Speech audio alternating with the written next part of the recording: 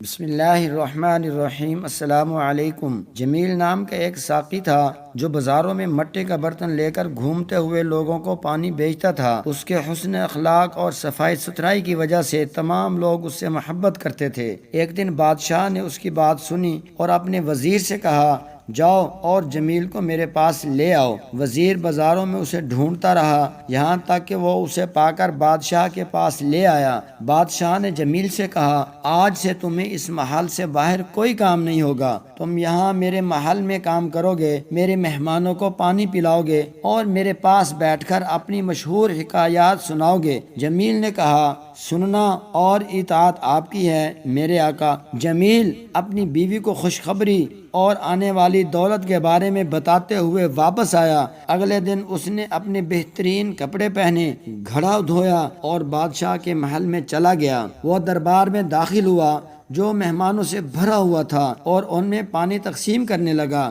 جب وہ فارغ ہو جاتا تو بادشاہ کے پاس بیٹھ کر اسے مضحکہ خیز کہانیاں سناتا اور دن کے اختتام پر اس کی قیمت وصول کرتا۔ اس کی محنت اور اپنے گھر کے لیے روانہ۔ کچھ عرصے تک یہی صورتحال رہی، یہاں تک کہ ایک دن ایسا آیا کہ وزیر جمیل سے حسد محسوس کرنے لگا کیونکہ وہ بادشاہ کے دل میں مقام رکھتا تھا۔ اور اگلے دن جب جمیل اپنے گھر واپس آ رہا تھا تو وزیر اس کے پیچھے پیچھے آیا۔ اس سے کہا، اے خوبصورت، بادشاہ کو تیری سانس کی بدبو کی شکایت ہے۔ جمیل حیران ہوا اور اس سے پوچھا، میں کیا کروں کہ اسے اپنے منہ کی بدبو سے تکلیف نہ ہو؟ وزیر نے کہا، جب آپ محل میں آئیں تو آپ کو اپنے منہ کے گرد انگوٹھا لگانا ہوگا۔ جمیل نے کہا، اچھا میں کیا؟ اور جب صبح چمکی تو جمیل نے اپنے منہ کے گرد انگوٹھا لگایا، اپنا برتن اٹھائے حسب معمول محل کی طرف چلا گیا تو بادشاہ کو اس پر تعجب ہوا، لیکن اس نے اس پر کوئی تبصرہ نہیں کیا اور جمیل دن رات پردہ کرتا رہا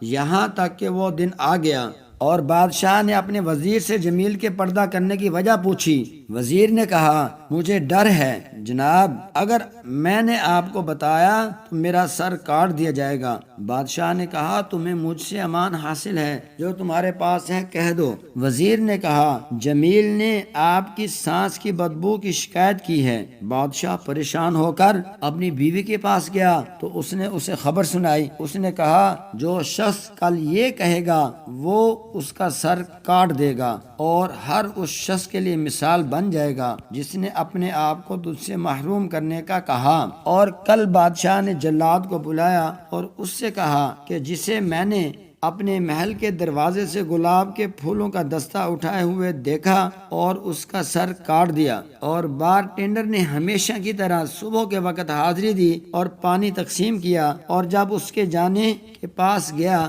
تو اس نے اسے خبر سنائی۔ اس نے کہا، جو شخص کل یہ کہے گا وہ اس کا سر کاٹ دے گا اور ہر اس شخص کے لیے مثال بن جائے گا جس نے اپنے آپ کو تجھ سے محروم کرنے کا کہا۔ اور کل بادشاہ نے جلاد کو بلایا تو اس سے کہا کہ جسے میں کل اپنے محل کے دروازے سے گلاب کے پھولوں کا دستہ اٹھائے ہوئے دیکھوں تو اس کا سر کاٹ دیا جائے۔ جمیل نے ہمیشہ کی طرح صبح کے وقت حاضری دی اور پانی تقسیم کیا، اور جب اس کے جانے کا وقت آیا تو بادشاہ نے اسے تحفے کے طور پر گلاب کا دستہ دیا۔ اور جب وہ باہر جا رہے تھے تو جمیل کی وزیر سے ملاقات ہوئی۔ وزیر نے اس سے کہا، یہ گلاب تمہیں کس نے دیا؟ جمیل نے کہا، بادشاہ نے۔ اس نے اس سے کہا، یہ مجھے دے دو، میں اس کا تم سے زیادہ مستحق ہوں۔ تو جمیل نے اسے گلدستہ دیا اور وہ چلا گیا۔ اور جب وزیر باہر آیا تو جلاد نے اسے گلاب کا دستہ اٹھائے ہوئے دیکھا